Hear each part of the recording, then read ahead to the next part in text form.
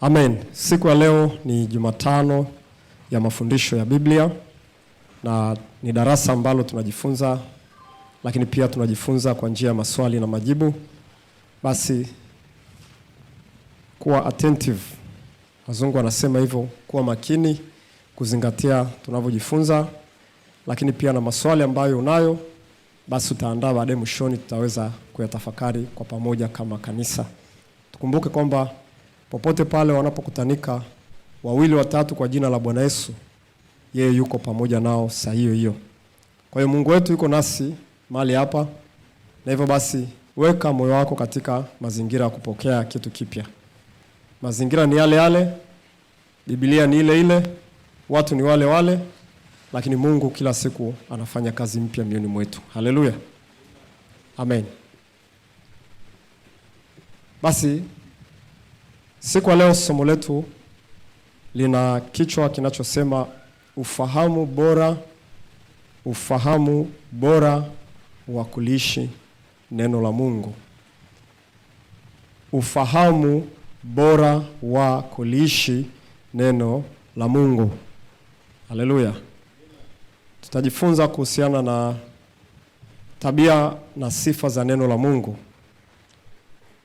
Na tujue kabisa kila kitu unachokiona katika ulimwengu ni zao la neno la Mungu. Kila kitu, wawe ni wanadamu, wawe ni wanyama, lakini tu sio vilivyoko katika ulimwengu, hata vile visivyoonekana mbinguni, malaika, mapepo, yote ni zao la neno la Mungu. Kwa hiyo ndio maana huwa nikisoma maandiko au kisoma Agano Jipya na Agano la Kale. Agano Jipya Mwanzo 1:1 nasema hapo mwanzo Mungu aliziumba mbingu na nchi.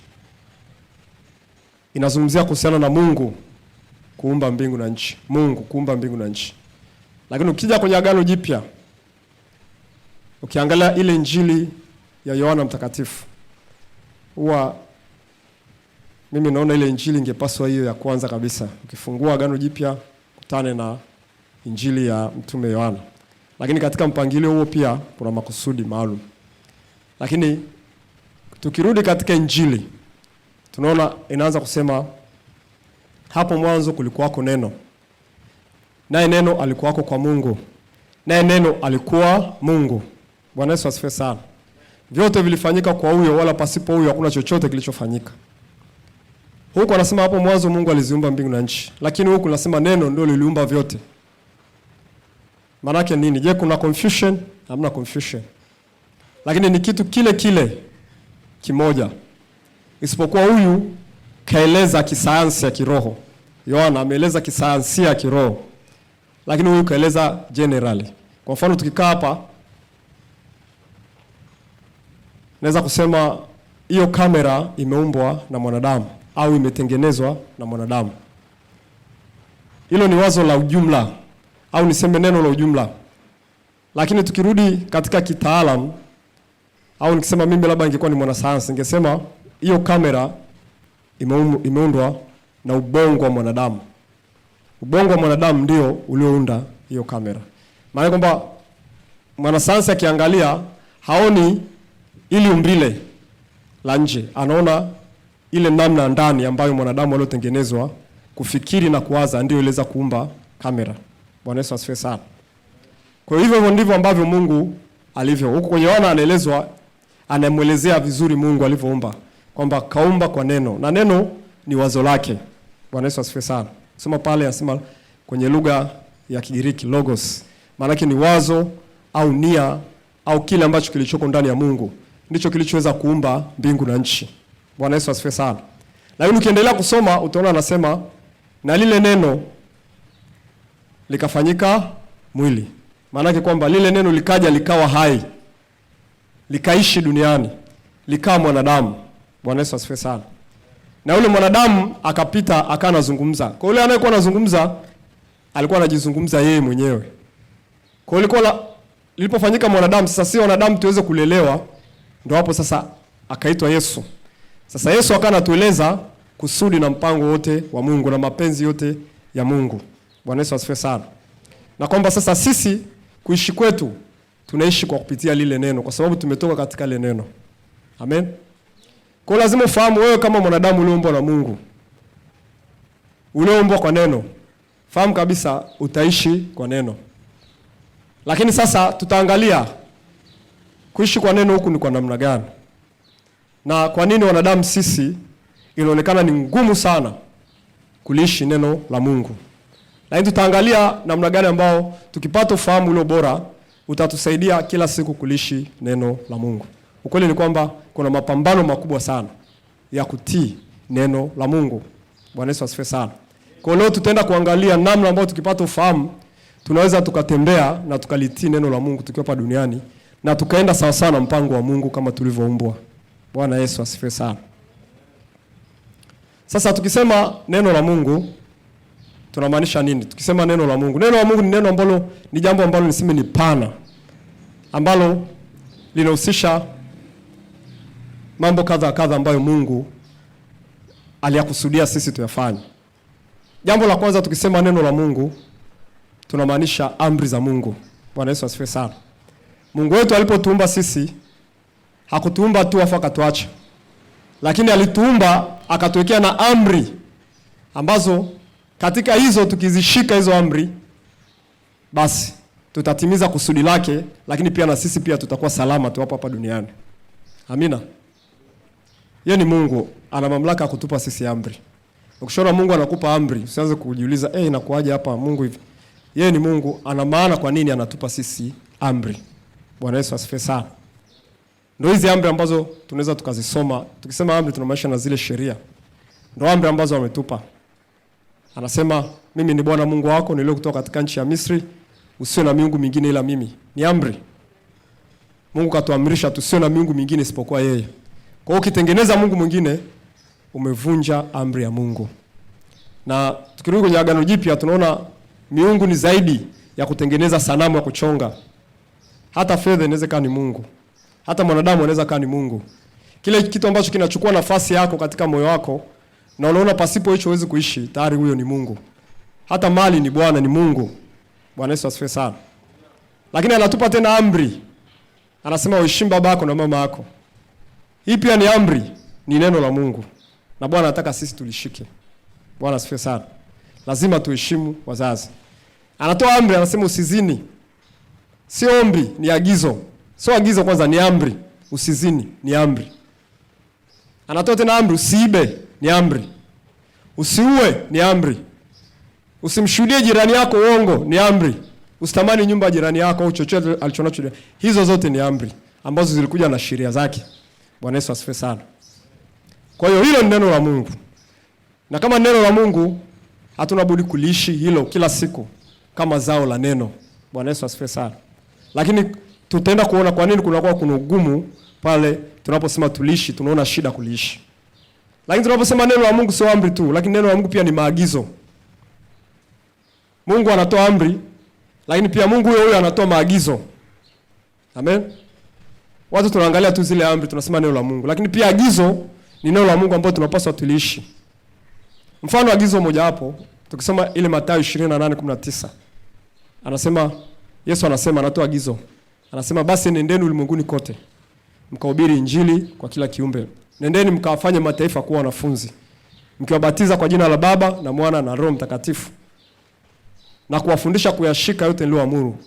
Kwa hiyo kuenenda ni agizo ambalo ni neno la Mungu, ambalo unatakiwa ulitii kama vile unavyotii amri.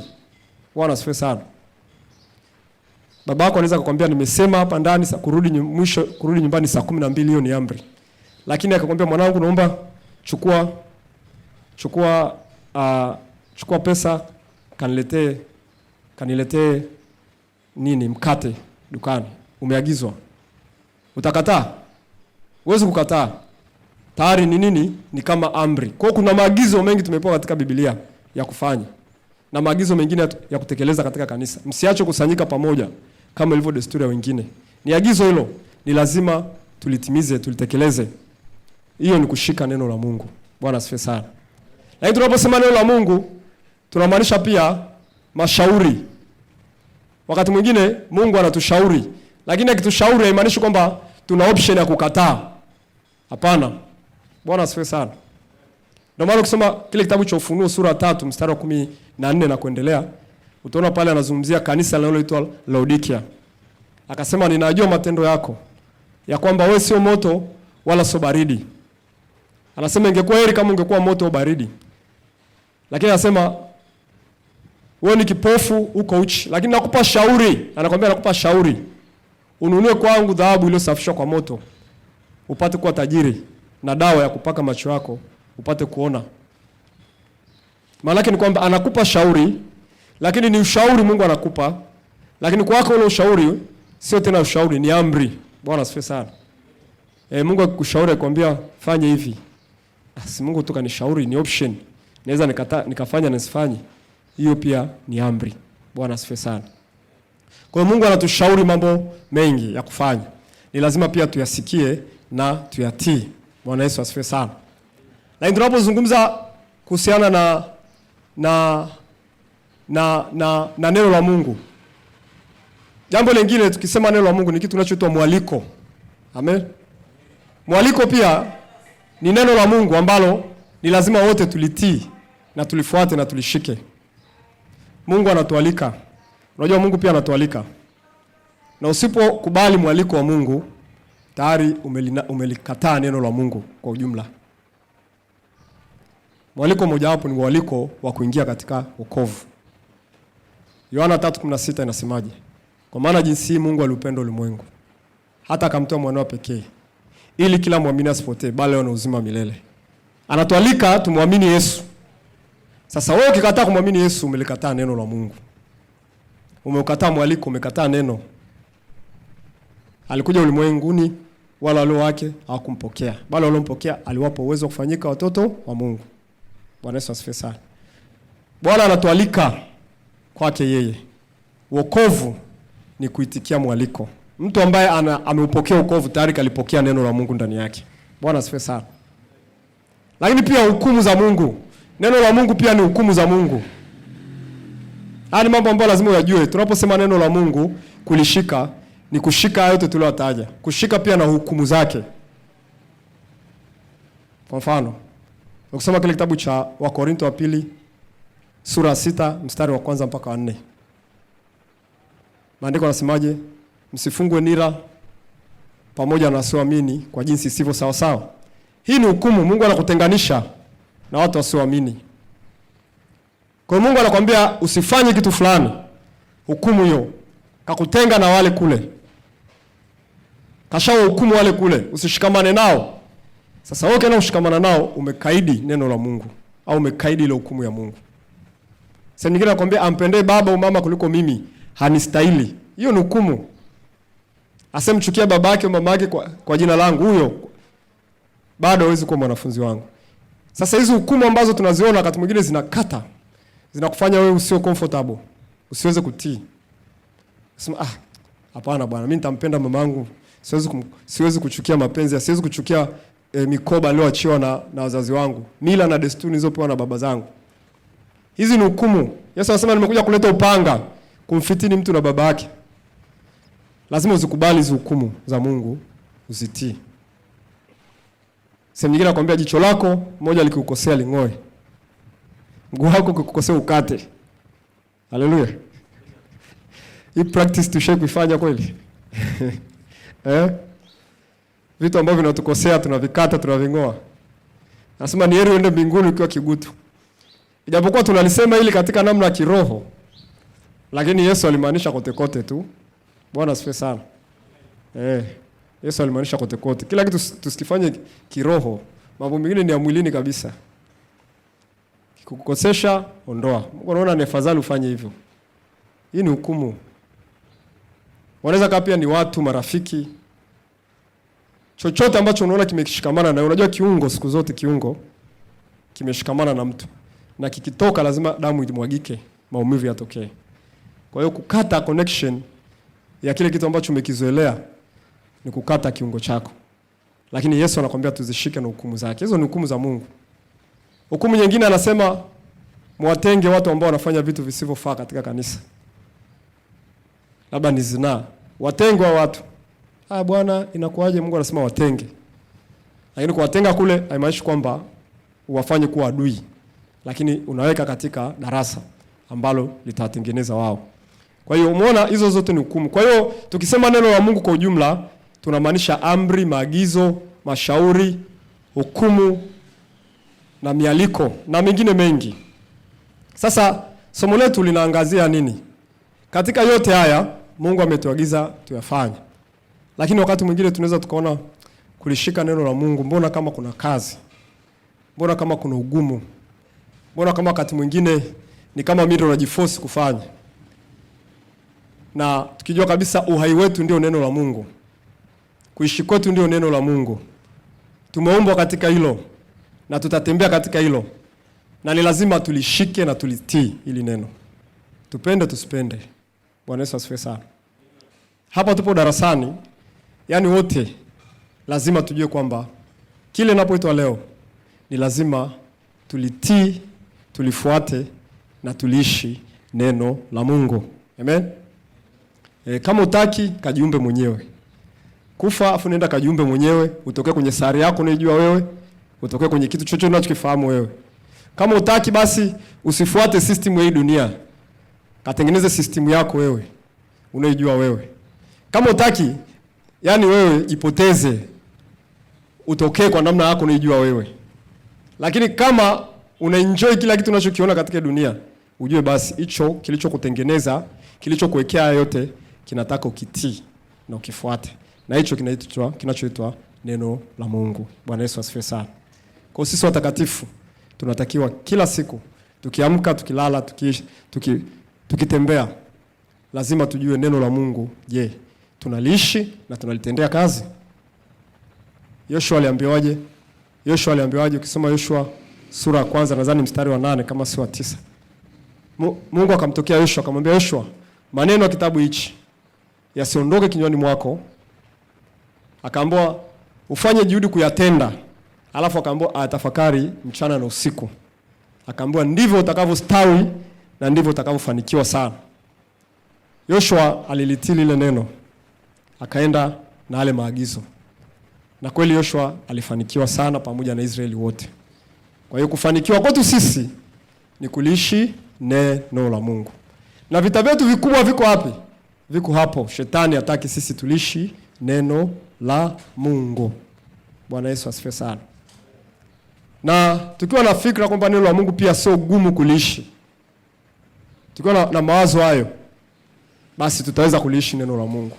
Na tutafanya juhudi kupiga kila siku hatua. Lakini tukiwa tuna fikra kwamba haiwezekani kuliishi neno la Mungu, tutashindwa pia kuliishi neno la Mungu. Si ndio?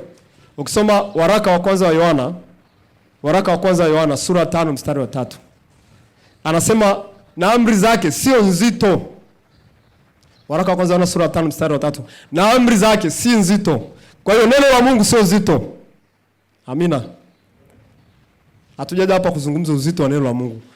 Isipokuwa fikra zetu zinaleta fikra za uzito. Lakini tunafundishwa si nzito. Kwa hiyo kama Mungu asema si nzito, lazima na sisi tukubali si nzito. Haleluya. Neno la Mungu si nzito. Ni jepesi sana, ndio maana Mungu kaamua kuliweka mioyoni mwetu. Bwana asifiwe sana. Sasa leo nataka tuangalie fahamu au ufahamu.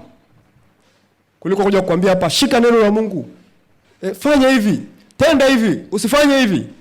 Usifanye hivi. Lakini ufahamu wa neno la Mungu utakupelekea wewe automatically kupenda kuliishi neno la Mungu. Bwana Yesu asifiwe sana. Itakupelekea kufanya bidii kulitendea kazi neno la Mungu. Kwa hiyo nataka tuangalie hizi fahamu ambazo tukiwa nazo kuhusiana na neno la Mungu kama zilivyoandikwa kwenye Biblia, na watu ambao waliishi neno la Mungu kwenye Biblia walikuwa na hizi fikra kuhusiana na neno la Mungu, wakaweza kufanikiwa. Hata kama ni kwa sehemu walifanikiwa. Lakini hata na sisi pia tukizicombine na kila siku tukizitafakari hizi fahamu, basi tutafanikiwa sana. Bwana Yesu asifiwe sana. Ufahamu wa kwanza ambao tukiupata kuhusiana na neno la Mungu tutafanikiwa, tunasoma kwenye Zaburi ya 119 mstari wa 14. Zaburi 119 na ule mstari wa 14. Zaburi ya 119 mstari wa 14. Kusema kweli, katika eneo ambalo napenda kulisoma mara nyingi na kulirudia basi ni Zaburi ya 119. Naipenda kulikweli. Bwana asifiwe sana. Kwa sababu ni Zaburi inayozungumzia neno la Mungu mwanzo mpaka mwisho, alafu ndio niseme ipo katikati ya Biblia. Ni sura ambayo iko katikati ya Biblia. Na ni chapter ndefu sana. Yote inazungumzia huyu mwandishi jinsi gani alivyokuwa analiona neno la Mungu. Sasa hapa angalia mstari wa 14, Zaburi ya 119 mstari wa 14. Angalia ufahamu ambao alikuwa nao. Anasema, nimefurahia njia ya shuhuda zako kana kwamba ni mali mengi. Bwana asifiwe sana. Nimefurahia njia za shuhuda zako. Anamaanisha neno la Mungu kana kwamba ni mali nyingi. Amen. Maana kwamba ufahamu wake yeye aliuleta katika furaha ya kupata mali nyingi. Amen. Yaani aliona neno la Mungu ni zaidi ya hazina. Kwa hiyo ufahamu wa kwanza, neno la Mungu kisha liona ni zaidi ya hazina au mali, utaanza kulipenda, afu utaanza kulionyeshia juhudi la bidii. Amina. Nani hapa ambaye moyo wake haufurahi akipewa milioni 10 hapa? Hebu nyosha mkono. Naona dada Beleni umenyosha mkono. Hatua wazi bwana. Kama moyo wako ufurahi ukipewa milioni 10 au milioni 100, nyosha mkono. Haufurahi? Kwa wote tuna moyo unafurahi, si ndio? Moyo unaburudika, tuseme ukweli, si ndio jamani? Fedha inaburudisha fulani moyo. Ukipewa pesa nyingi, milioni 100, milioni, tayari una mawazo kwamba hii pesa sasa kuna mahali itanisogeza. Kuna maisha fulani nitafikia ambayo yatakuwa kidogo sitakuwa tena na mawazo ya hapa na pale. Kwa sasa huyu mtu anasema nimefurahia shuhuda au neno lako kama vile mali nyingi. Kwa hiyo Mungu wakati mwingine anatupitisha katika maisha ya duniani. Haya maisha ya duniani yatufundishe neno lake. Sio haya maisha ya duniani yatufanye tuingie huko duniani. Kwa Mungu alipoweka hata nguvu ya mali na furaha ya mali, anataka sasa neno lake li substitute. Yaani tuchukue ile shauku tuilete katika neno lake. Kwa hiyo tukiona kwamba ni zaidi ya mali hichi tunachokiishi, Mungu anapotuambia neno moja tu kwamba tumpende yeye kwa mioyo yetu yote, kwa nguvu zetu, kumpenda yeye. Tumtafute, au anapotuagiza tukafanye labda kazi, au anapotupa amri, au anapotupa agizo, au anapotushauri, afu tukausikiliza ule ushauri tukaufanya, afu tukaona ule ushauri kama vile ni zaidi ya mali nyingi, tutajikuta ule ushauri kila siku tunaufanyia kazi. Bwana asifiwe sana. Kwa sababu unaona ni utajiri mkubwa sana. Ndio maana Musa maandiko yanasema alihesabu kushutumiwa kwake Kristo ni utajiri mkubwa kuliko hazina za Misri. Maana aliona ni zaidi ya mali nyingi anaenda kupata. Akakubali mwaliko wa wokovu. Kristo akamkubali Kristo, akakubali neno la Mungu. Neno la Mungu likaingia ndani ya maisha yake. Je, Musa hakuzidi hazina zote za Misri? Maandiko yanasema Musa wakati anarudi alikuwa kama mfalme wa Misri. Na aliteka Misri yote. Kama angetaka kuwa mtawala pale angekuwa mtawala wa Misri. Angetaka kuwa mfalme angekuwa mfalme. Lakini kwa sababu moyo wake uko katika hivyo vitu. Na mpaka leo tunamsoma Musa. Lakini angesema mimi ni Farao, angekuwa wapi? Musa anaongea na Mungu uso kwa uso. Umeona? Aliona ni zaidi ya mali nyingi. Kwa hiyo sisi tunapoona mali, ile furaha mali, hebu tuipeleke kwenye neno la Mungu. Agizo lolote dogo ambalo Mungu analotupa, tulitafakari lile, sema ile agizo nikilishika, hakika napata utajiri mkubwa sana. Ni utajiri mkubwa sana. Ni utajiri mkubwa sana. Unatafakari ili ndio ile neno lomba mbingu na nchi, ndio ile linalolishika. Ili lazima liende na mimi, halita let down. Kwa hiyo tukishaona hivyo, hizo fikra zikiwepo, tutajikuta tunaona raha kila siku. Hata kama tukianguka mara moja, kesho tutainuka tena, tutasema leo tunalifanyia kazi neno la Mungu. Lakini ukikosa hata haya mawazo, utaona neno la Mungu ni kama vile unalazimishwa kufanya kitu ambacho hakina faida kwako. Haleluya. Kwa hiyo hili ni wazo la kwanza, ni zaidi ya hazina. Tukiliona neno la Mungu zaidi ya hazina, ufahamu ukiwepo ndani yetu, kila siku tuliishi neno la Mungu kwa sababu ni zaidi ya kila kitu. Hatutaona shida hata kuacha vitu kwa ajili ya Kristo. Hatuna shida kuacha baadhi ya mambo kwa ajili ya Kristo. Kwa sababu gani? Anatupa agizo, lakini ile agizo ni zaidi ya hazina zote za Misri. Haleluya. Kwa hiyo ufahamu tuwe nao utusaidie kushika neno la Mungu. Lakini ufahamu mwingine Ufahamu mwingine ni kama chakula. Bwana asifiwe sana. Fungua Zaburi ile ya 19 na mstari ule wa 9. Zaburi ya 19. Zaburi ya 19.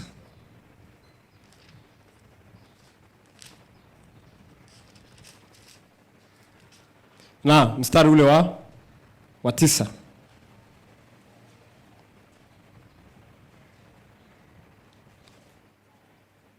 Na ule mstari wa 10. Zaburi ya 19 mstari wa 9 na 10. Angalia anasema, kicho cha Bwana ni kitakatifu, kinadumu milele. Hukumu za Bwana ni kweli, zina haki kabisa. Hukumu zake ni za kweli na zina haki.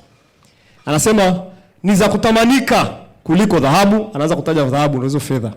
Yaani unatamani kuliko dhahabu hukumu zake. Anasema kuliko wingi wa dhahabu safi. Anasema nazo ni tamu kuliko asali, kuliko sega la asali. Bwana asifiwe sana.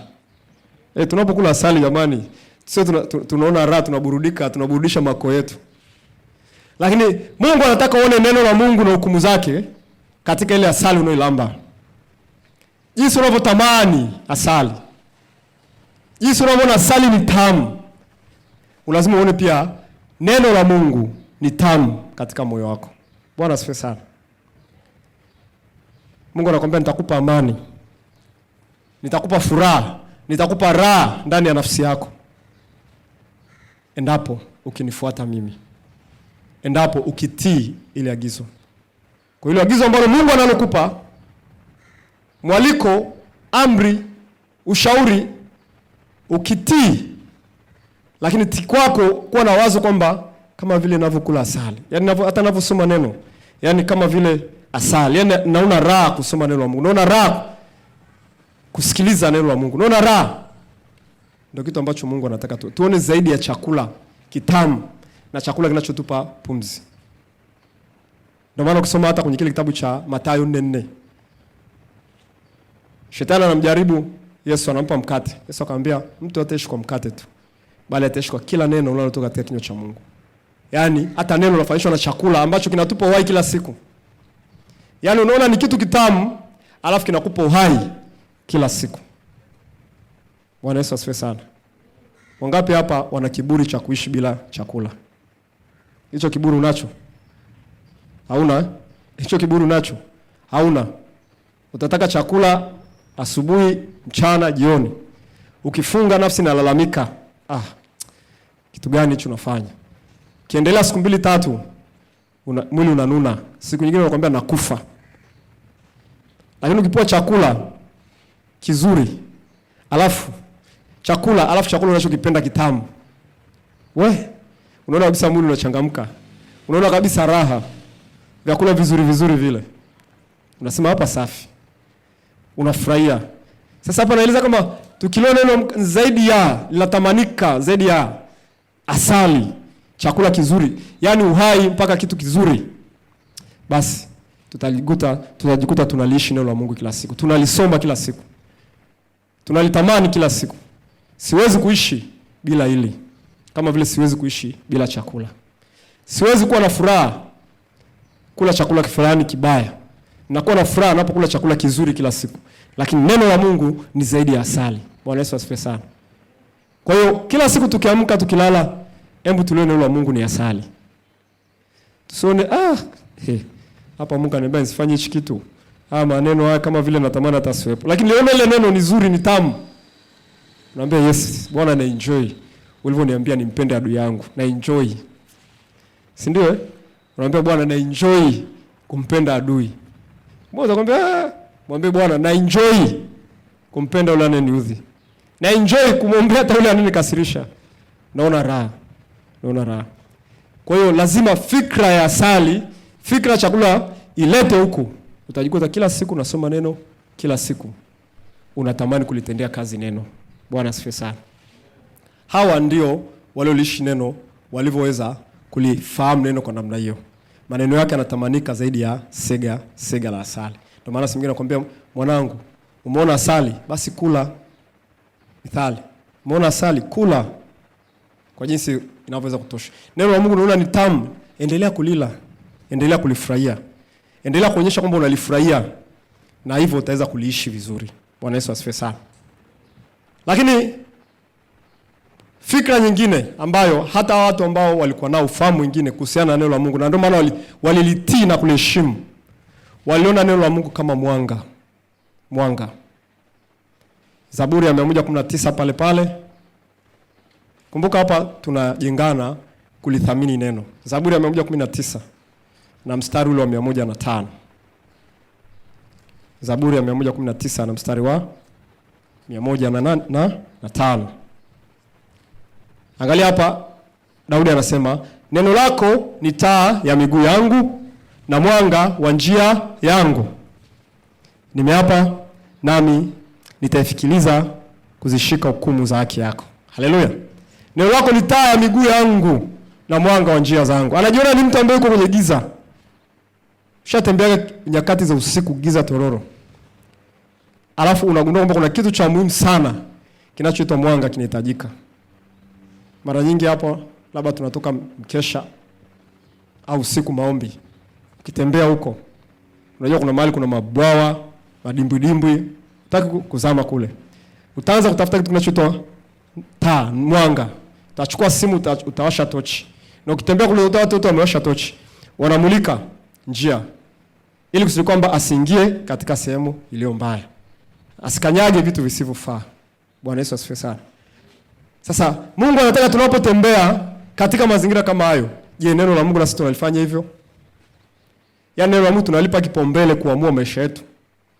Neno la Mungu lazima tulipe kipaumbele kuamua baada yetu, kesho kutwa yetu. Pasipo hilo mimi ni kipofu, sioni mbele wala sioni njia. Neno lako ni mwanga wa miguu yangu.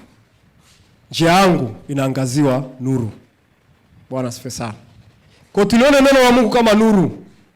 Tulione neno la Mungu kama mwanga kila siku. Kwamba ili lisiponiongoza hili, basi mimi ni kipofu, nikubali yaishe. Mimi nimepotea, nikubali yaishe. Mungu kaniambia nisifanye kitu fulani, nimekifanya hichi kitu, basi mimi nipo gizani. Lakini kama ile moja nimesimama nalo leo na kesho na kesho kutwa, basi mimi ninaona, macho yangu yanaona, na nuru ninaiona, na njia ninaiona. Lakini nikilikaidi hili nisijidanganye. Kwa hiyo huyu mwandishi alikuwa anaona kwamba popote anapolikaidi neno la Mungu, alikuwa anajiona kama vile anaingia shimoni. Anaona kama vile anajikwaa. Anaona kama vile anapotea. Anaona kama vile atavamiwa hata na vitu ambavyo havioni kwa macho. Tunavamiwa na mapepo kwa namna hiyo. Kwa sababu gani? Hatulipi neno kipaumbele. Ndio maana hata hatujui. Wakati mwingine unavamiwa na maroho, hujui kwa sababu gani. Neno la Mungu hatulifanyi kama ndio taa na mwanga. Popote napokwenda, je, neno la Mungu lasemaje katika situation? Neno la Mungu lasemaje katika mazingira? Neno la Mungu lasemaje katika hili jambo? Tunajizoesha kufanya hivyo. Bwana asifiwe sana. Kwa hiyo tuanze kuanza kuna neno la Mungu kama ndio taa, ndo zaidi ya hii na hii tuliowasha hapa. Hata mchana bado tunahitaji mwanga. Amina. Sio kusema mimi nimeokoka tayari natosha. Ukiwa umeokoka bado unahitaji kumulika njia zako. Na hivyo tukiamka asubuhi, mchana na jioni, hebu tuseme leo tunamulika wapi? Leo tunamulika siku hii. Tunaenda na neno gani? Na hapa Mungu anasemaje? Na hapa Mungu anatakaje? Mambo yataenda vizuri. Amina. Kwa hiyo tuone neno la Mungu kama ni mwanga. Bwana asifiwe sana. Tutafanikiwa. Lakini pia neno la Mungu kama mbegu. Luka 8:11. Alikuwa anazungumza mfano wa mpanzi. Akaenda kupanda mbegu njema katika shamba. Lakini Luka 8:11 anasema ile mbegu ni neno la Mungu. Kwa neno la Mungu limeitwa mbegu. Amen. Kazi ya mbegu, ukipanda unatarajia kuvuna. Ukipanda leo hiki utavuna kesho kile. Leo hii ukipanda katika neno la Mungu, ukiona ili mbegu, ukitembea ukijua kabisa neno la Mungu ni mbegu, kumbe ni mbegu, kumbe ni mbegu. Ndugu yangu, utaona kuna kitu fulani kinaongezeka katika kutii ile agizo au amri au neno la Mungu. Kama Bwana anasema labda kutoa ni agizo la Mungu, si ndio? Kutoa ni agizo la Bwana. Lakini ile agizo la Bwana Ni mbegu. Ukiwa na fikra kwamba ninatoa lakini kumbe nitapokea. Hajalishi inawezekana ni leo au miaka 50 au miaka 100 mbele. Sijui. Lakini najua nitapokea. Kile kinachotoka kitarudi. Ushakuwa unafahamu kwamba hii ni mbegu unayoiweka hapa. Utashangaa unajikuta unaendeleza lile neno kuliishi. Lakini kama una wazo kwamba hapa ili neno lilonalo ni mbegu, kama mwandishi alivyokuwa anaona, Kristo alivyokuwa anaona neno lake kama ni mbegu. Usipokuwa na wazo hilo, maana yake ni kwamba utakuwa unafanya tu kama vile unajua unapoteza. Lakini hakuna mtu anayepoteza pale anapolitii neno la Mungu. Apandaye kwa ukarimu atavuna kwa ukarimu. Umeona? Neno la Mungu anakuambia tu wakarimu, unaenda kuvuna ukarimu. Kipimo kile unachopima ndicho utakachopimiwa baadaye. Kwa kumbe neno la Mungu linasema auaye kwa upanga atauawa kwa upanga. Maana kwamba nikitende kibaya ili libaya litanirudia. Mito inapokwenda kule itanirudia. Kwa mfano nikikaa muda mrefu na msengenya mtu fulani, jiandae na kusengenywa. Nikaa muda mrefu kumzungumzia mtu mabaya yake, jiandae na kuna mahali utazungumzia mabaya na utasikia. Afu utaanza kuumia moyo. Lengo ya sikia ili uumie na moyo tena mara 7 zaidi. Utaanza kusema kwa nini mimi? Kwa sababu leo ulipanda mbegu fulani ya uovu. Kwa sababu neno la Mungu linatufundisha hivyo kwamba neno la Mungu ni mbegu njema. Leo hii ukipanda katika Bwana utavuna katika Bwana. Ukipanda katika mema utavuna katika mema. Ukipanda katika maombi utavuna katika maombi. Unaomba leo, unaomba kesho kutwa. Ndio maana tunasema imetupasa kumomba Mungu siku zote bila kukata tamaa. Neno la Mungu linakufundisha omba bila kukata tamaa. Unaanza kuomba bila kukata tamaa. Unaanza kuomba bila kukata tamaa, utavuna unachokiomba. Itapita mwaka, miaka 2, miaka 3, miaka 4, hata miaka 10. Lakini utavuna unachokiomba. Alikuwa pole Ana. Alikuwa analitazamia tumaini la Israeli. Binti Fanuel. Akana kesha tu hekaluni. Miaka nenda miaka rudi. Tokea binti mpaka ujana wake mpaka uzee. At the end of the day anafunuliwa Masihi yuko duniani, nenda kamwekea mikono. Alipanda akavuna. Panda katika Bwana, vuna katika Bwana. Haleluya. Neno la Mungu linatufundisha hivyo, ni mbegu. Kwa chochote unachokifanya kione kama ni mbegu. Leo hii sipotezi. Nimekuja badani hapa, hii ni mbegu ambayo inanijenga mimi, ambayo baadaye lazima italeta tu mazao. Kwa maana mtu anaona shida kuja badani, kuja maombi, anaona kwamba maombi yameenda tu, tayari nimekamilisha tu ratiba. Lakini ukiwa unawaza kwamba hakuna ombi linaloenda bure, mikesha leo kesha yote ije kwenda bure, yote naomlilia Mungu aje kwenda bure, nakwambia utaona ukiliishi hilo neno la Mungu kila siku. Amen. Utaona ukizishika hukumu zake kila siku. Utaona ukishika mashauri yake kila siku. Msiache kusanyika pamoja, shauri lake utaliona unalishika kila siku. Kwa sababu umeweza kuiona kama ni mbegu inokusaidia wewe. Bwana asifiwe sana. Lakini neno la Mungu kama msingi, hilo ni ufahamu mwingine. Neno la Mungu kama msingi, ufahamu mwingine. Ukiliona neno la Mungu kama msingi, utalipenda neno. Mathayo 7:24. Mathayo 7:24. Kitabu cha Mathayo sura 7:24. Sura 7 mstari wa 24. Tusome pale. Bwana Yesu asifiwe sana.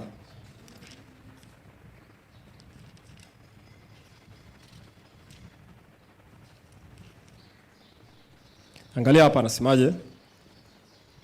Basi kila asikiaye hayo maneno yangu na kuyafanya atafananishwa na mtu mwenye akili aliyejenga nyumba yake juu ya mwamba. Umeona? Juu ya mwamba. Hakuna mtu mjinga anaenda kujenga nyumba afu anaenda kujenga kwenye pale baharini, beach pale kwenye ule mchanga ule. Hakuna mtu kama huyo. Huwa anatafuta mwamba kwa sababu anatamani, anaona kwamba anachokitengeneza ni kitu cha kudumu, hataki kitu cha temporary, hataki. Zamani tulivyokuwa watoto, kwa sababu tulikuwa tuna elimu ya ujenzi, tulikuwa tuna tabia kutengeneza vitu kwa matope. Watoto wa siku hizi wafanyagi hiyo michezo. Lakini watoto wa zamani tulikuwa tunaenda kutafuta udongo mfinyanzi, ule wa vichuguu, ule wa mchwa, ule ndo natengeneza kwa sababu unashikana. Tunachukua tunatengeneza vitofali vidogo vidogo. Tunaangalia jinsi nyumba inavyojengwa na sisi tunaanza kujenga kanyumba. Unatengeneza vitofali vyako vingi vidogo vidogo, unaviacha vikauke. Alafu baadaye unakuja unaanza kuvipanga, kutengeneza kanyumba kabisa cha vyumba vingi. Sasa kuna mistake ambayo tulikuwa tunafanya, ambapo baadaye nikaja kuangalia watoto wengine wanavyofanya. Mimi nilikuwa ninachofanya, nachukua vile vitofali vyangu naanza kuvipanga pale kwenye ardhi. Na vipanga, natengeneza kinyumba hivi. Lakini baada ya muda nakuja kushangaa kile kinyumba kimeanguka. Elimu ambayo sitaka ni sawa, nilienda kwa mtoto mmoja, nikaona anavyotengeneza. Yeye akawa anachimba kama kamtaro kuzunguka. Ndio anatengeneza kamsingi chake, kamtaro kuzunguka. Alafu anachukua vitofali vyake kwanza anaanza kuvipanga kule chini. Anavipanga vinakuwa level moja, alafu anavipanga vingine kwa juu hivi. Alafu anamalizia kutengeneza kanyumba chake. Nikajifunza kumbe kuna umuhimu wa kuchimba. Mwanzo nilikuwa sioni kama kuna umuhimu wa kuchimba chini. Nilikuwa naona ukijenga tu juu ni sawa tu, hamna chochote tofauti yote. Kwa nini anachimba tena chini? Lakini baadaye unagundua kwamba anatafuta msingi. Anajenga anaweka msingi kwa sababu anajua anachotengeneza juu lazima kiwe kitu cha kudumu. Bwana Yesu asifiwe sana. Kwa sasa mjenzi yote ili ajenge lazima awe na msingi ule imara. Ndio maana atafuta sehemu kama ni kwenye ardhi, lakini ardhi sio kwa na maji. Anaenda kwenye ardhi sio kwa mchanga. Na kama kuna mchanga lazima chimbe, atafute mwamba, mahali pagumu. Alafu aweke kwanza msingi. Na msingi huo una gharama. Na akishakamilisha msingi, nyumba ni msingi. Kupandisha, unaweza kupandisha na jengo likakaa hata miaka 200. Kwa hiyo huaga mtu anakuwa makini sana pale kwenye msingi na kumwaga jamvi. Pale chini anakuwa makini sana. Akikosea, amekosea kila kitu. Na hivyo sasa, Mungu anatufundisha na sisi kama tunavyofanya hivyo. Hebu tuangalie msingi wetu ni nini. Je, tunaliona neno la Mungu kama ndio msingi wa kila kitu? Popote tunapoenda, je, tupo ndani ya neno la Mungu? Tupo ndani ya neno la Mungu? Je, hili agizo tunaloambiwa, je, ndio msingi? Tunaliona kama ndio msingi wa kufanikiwa huko mbele? Kama tutaliona ni kwamba ngoja nilipuuzie tu, nitakuja kulitenda baadaye. Leo acha nilipuuzie, nifanye hichi kitu, nitakuja kulitenda baadaye. Ni kweli unajenga nyumba, mwisho wa siku utakuwa kama wale waashi. Walijenga, mwisho wa siku wagundua kwamba hatukuweka ile jiwe la pembeni, msingi. Ikawa ni ujenzi ulioharibika. Maisha yetu tunajenga kwa sababu hatulitaki neno. Kwanza neno la wokovu. Hatumtaki Yesu Kristo, watu wamtaki Kristo ambaye ndo msingi. Kwa sababu gani? Wanaona kwamba naweza kuishi bila Kristo. Yaani naweza kuishi mimi mwenyewe bila Mungu. Lakini mtu ambaye anaona kwamba siwezi kuishi bila Mungu, mtu tayari ana msingi. Kashaona msingi, ombe ile neno ni msingi. Haleluya. Ashukuru Mungu wote hapa. Tayari tumeliona ile neno kuwa ndo msingi. Au kuna mtu bado hajaona kwamba Yesu Kristo ndo msingi wa maisha yake? Tumeona Lakini pia katika mambo mengine madogo tumtangulize Mungu, au tulitangulize neno la Mungu kwanza. Linatufundisha nini, au linatuagiza nini, au linataka nini katika mazingira kama haya? Sio kusema litakuja kufuata baadaye. Ngoja kwanza nifanye, nitakuja kufuata baadaye. Ngoja kwanza nile rushwa, alafu baadaye na Mungu tutatengeneza. Kishapata kazi nzuri, basi nitakuja kuwatengeneza na Mungu. Unaanza vibaya. Unaanza kujenga katika msingi mbovu. Mwisho wa siku utapata hasara. Lakini nenda katika njia zile, alafu utaona Mungu akisimama na wewe. Bwana Yesu asifiwe sana. Na ndivyo ilivyokuwa kwa Daniel, uaminifu wake, kwa sababu neno la Mungu lilikuwa linamfundisha hivyo. Amen. Kwa hiyo tunaliona neno la Mungu kama msingi, kwamba pasipo hili nimeharibu maisha, pasipo hili nimevuruga kazi yangu, pasipo hili nimevuruga maisha yangu, nimevuruga maono yangu, nimevuruga kila kitu. Je, tunaona hivyo? Kama tuone hivyo, tuanze kuona hivyo. Bwana asifiwe sana. Lakini neno la Mungu kama moto. Amen. Moto tunajua. Soma andiko moja kwa haraka. Yeremia sura 23 mstari wa 29. Yeremia 23:29. Yeremia anaambiwaje na Mungu hapa? Anaambiwa hivi. Yeremia sura 23 mstari wa 29. Anasema, Mungu anamwambia, "Je, neno langu si kama moto? Asema Bwana, na kama nyundo ivunjayo mawe vipande vipande." Moto, moto, moto. Wangapi alishapitisha kidole au alishaguswa na kamoto kidogo hapa? Tashangaa kama kutakuwa kuna mtu wa namna hiyo. Hakuna mtu asijue, kuna mtu ambaye hajui ladha ya moto. Na kuna mtu ambaye hajui kazi ya moto. Moto huunguza, moto teketeza, moto uharibu. Huyu mwandishi alianza kuliona neno la Mungu ni moto, moto, moto. Popote pale nikiliishi, litaenda edha kuteketeza, litaenda edha kuchochea, kwa sababu moto pia unachochea. Yaani litaenda kuleta tu mapinduzi na mabadiliko. Neno moja ukiliishi, hebu lione hilo neno ni moto, unaenda kutenda kazi katika maisha yako. Moja tu. Moja tu. Usihukumu, achilia, samehe. Hilo moja tu, samehe, ni moto huo unatoka kwenda kuteketeza mapando mengi ya adui katika maisha yako. Kwenda kuunguza vitu vingi ambavyo vingeweza kukuharibu wewe. Mtu anakuambia ni moto wa kuotea mbali. Moto wa kuotea mbali. Yaani ule moto ukiusogelea, ule mwako wake unaweza kukumaliza kabla hujafikia. Hilo neno likikaa ndani huo moto, shetani atakaa mbali na wewe. Haleluya. Yaani mapepo atakuwa anakuotea mbali. Yaani yanakaa kule mbali, yanakuangalia kule mbali. Kwa sababu umesamehe, kwa sababu umeachia. Kwa sababu umeamua tu kupenda vile visivyopendeka. Kwa sababu umeamua tu kumtumikia Mungu. Sababu umeamua tu kufanya kitu fulani. Shetani anaona ni mamoto tu, moto tu unafukuta. Na wewe uone hivyo pia. Sio shetani aone, shetani ashaona kwanza. Wewe ndio uone kwamba hapa ninatembea na moto unaoenda kutafuna na kula. Unatafuna ndani yangu, kutoa uchafu wote unatafuna na nje. Bwana asifiwe sana. Kwa hiyo hebu tuangalie neno la Mungu kama moto. Unaweza kutusaidia sisi.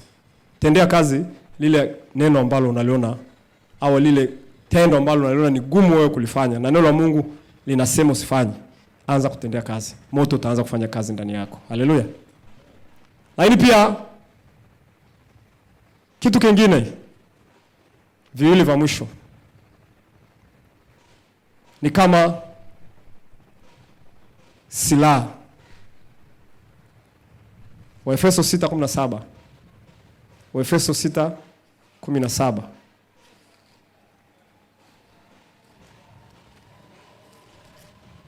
Waefeso 6:17. Anasemaje? Zaidi ya yote, mstari 17, tena ipokeeni chepo ya wokovu na upanga wa Roho ambao ni neno la Mungu. Upanga wa Roho ambao ni neno la Mungu. Paulo alikuwa anatembea kwa anajua kwamba mimi ninajua upanga ukoje. Ndio maana ukisoma Waebrania sura 4 mstari 12 inasema neno la Mungu li hai, tena la nguvu, tena la ukali kuliko upanga unaokata kuili. Upanga. Shua! Pita hapo kishingo, kichwa kule. Pitisha upanga mahali popote. Maana yake ni kwamba hapo hakuna kitu kinachotokea hapo. Shika upanga hivi. Maaskari zamani walikuwa wanatumia upanga. Bwana asifiwe sana. Lakini tukiwarudisha sasa hivi upanga sasa hivi, uelewe vizuri upanga vizuri. Yaani sisi tunajirudisha, tunaleta wale kwenye vita vya sasa hivi. Sasa hivi wakaenda kupigana washike upanga ni kombora au bunduki. Si ndio Umeshika hapa SMG, submachine gun au ile mini gun au shotgun. Umeshika hivi. Ile ambayo ni kupule trigger zinatoka tu. Umeshika hivi. Alafu mtu yuko pale mbele. Akikuangalia hivi. Akuogopi kwa sababu ni wewe, lakini anaogopa ile silaha uloshika. Wewe mtu akishika silaha kukuwekea hivi. Yaani hapo hata kama wewe ni bonsa, umesomea, unajua nini, kasha kuwekea silaha hivi. Una obligation. Utakuwa unaogopa na kutetemeka. Sasa nasema neno lake ni upanga. Ndio maana ukisoma tena kwa muda wako kwenye Zaburi ile ya 119. Zaburi ya 119 na mstari wa 162. Bado anasema ni kama vile neno lako kama vile nimepata mateka mengi. Yaani ushindi katika vita. Ni ushindi katika vita. Yaani ukishaona neno la Mungu ni ushindi vitani. Naenda hapa, hii silaha niloshika hakuna anayeniweza. Silaha za Injili nimezishika hizi, naenda hakuna anayeniweza. Ukiwa unafahamu kama huo, utajikuta neno la Mungu unaanza kulipenda automatically. Kwa sababu ni silaha, ni silaha, ni silaha. Hawa wanakuja na mapanga na marungu. Daudi anasema mimi nakuja kwa jina la Bwana majeshi. Hiyo ni silaha.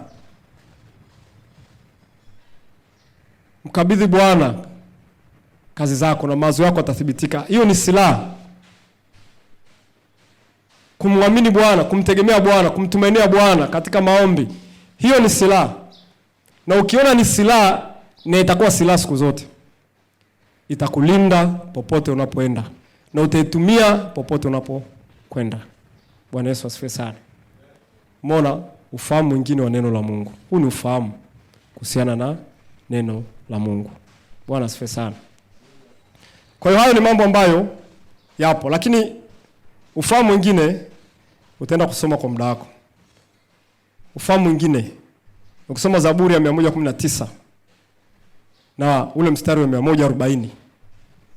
Zaburi ya 119 na ule 140. Daudi anasema neno lako limesafika sana. Mtumishi wako amelipenda. Amelipenda neno la Mungu kwa sababu anasema limesafika sana. Yaani analiona neno la Mungu ni kitu kisafi, yaani zaidi ya kitu kisafi. Akikipata amepata usafi wote. Amen. Kuna mtu anapenda uchafu. Kuna mtu anapenda kuwa majalalani. Kuna mtu anapenda kuvaa nguo chafu. Lakini ukipoa nguo safi nyeupe inawaka wake na metameta. Wewe mwenyewe kwanza una feel comfortable. Unajua usafi unakufanya uwe comfortable Yaani usafi unakupa pia confidence, ujasiri. Zaburi sura 12 mstari wa 6 inasema neno lako ni kama fedha iliyosafishwa mara 7. Kitu ambacho kimesafishwa sana ni kitu ambacho kinamtakatisha mtu. Ukiona neno la Mungu ni kitu kinachoweza kukutakatisha wewe. Ni zaidi ya sabuni inaweza kusafisha wewe. Ni zaidi ya nguo inaweza kufanya wewe mtanashati. Ni zaidi ya marashi yanayofanya unukie vizuri. Ni zaidi ya maji yanaweza kufanya wewe msafi. Ni zaidi ya mafuta yanaweza kufanya wewe uonekane katika muonekano unaopendeza. Ukiona neno la Mungu ni kitu kama hiko, utaanza kulipenda.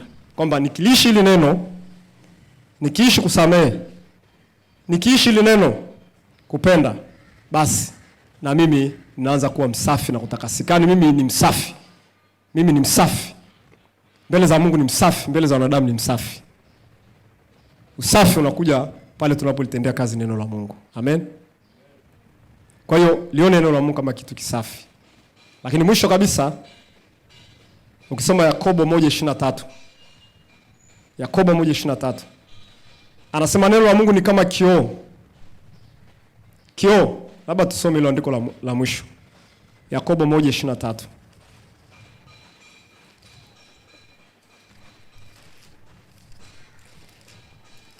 Yakobo tunajiona kwenye kioo 1:23. Anasemaje? Anasema kwa sababu mtu akiwa ni msikiaji wa neno tu wala si mtendaji, mtu huyo ni kama mtu anayejiangalia uso wake katika kioo. Maana hapo anafanisha neno la Mungu na kioo. Ukiwa ni msikiaji halafu litendee kazi. Unaangalia neno afu unaondoka. Unataka uliangalie neno wakati wote kwenye kioo, kae pale pale kila saa, uanze kujiona, halafu uangalie mapungufu yako, kasoro zako. Jambo ambalo haujioni katika macho yako kawaida, unaweza kuona kwa kile kitu kinachoweza kukuakisi wewe.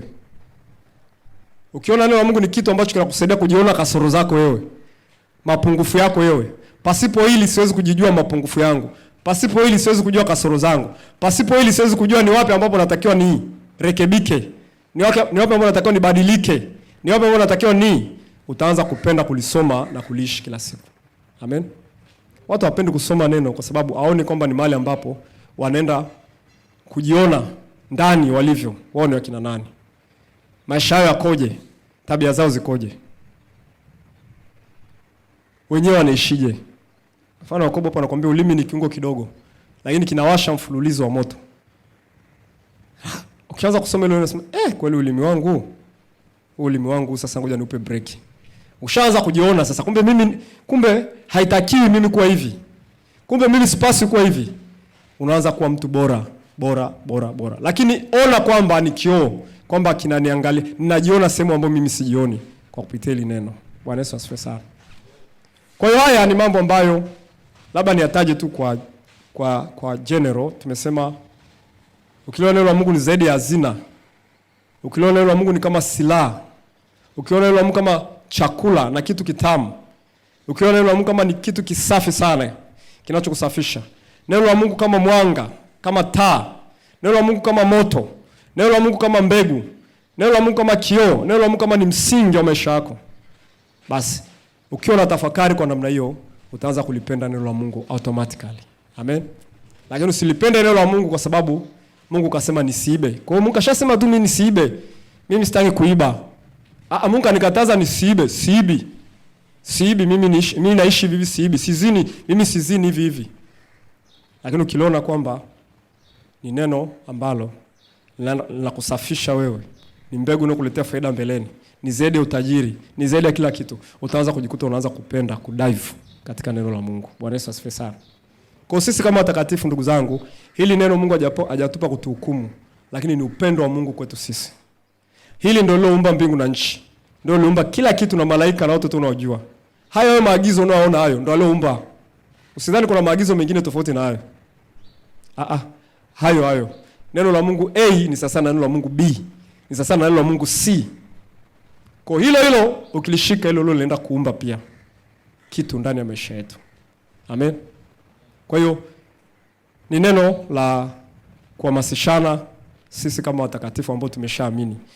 Wengi wote hapa tulioko hapa naona ni wote ambao tuko katika imani na kuna ukomavu fulani wa kiroho. Kwa hiyo sasa sisi juhudi yetu kubwa ni kuendelea kuwatendea kazi yale mapungufu ambayo tunayo.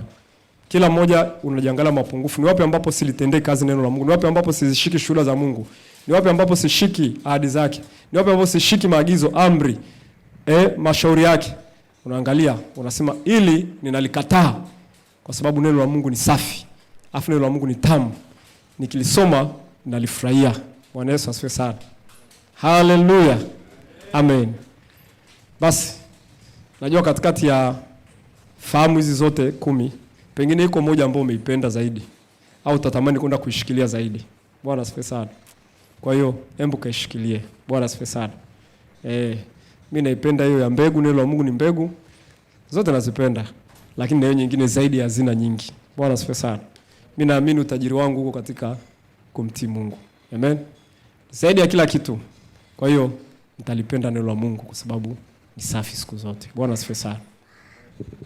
Amen. Kwa sababu ya muda tunapata nafasi pia kujifunza kwa njia ya maswali. Tusibinye muda wa maswali. Kwa hiyo mpaka hapo tutakuwa tumefikia mwisho wa somo.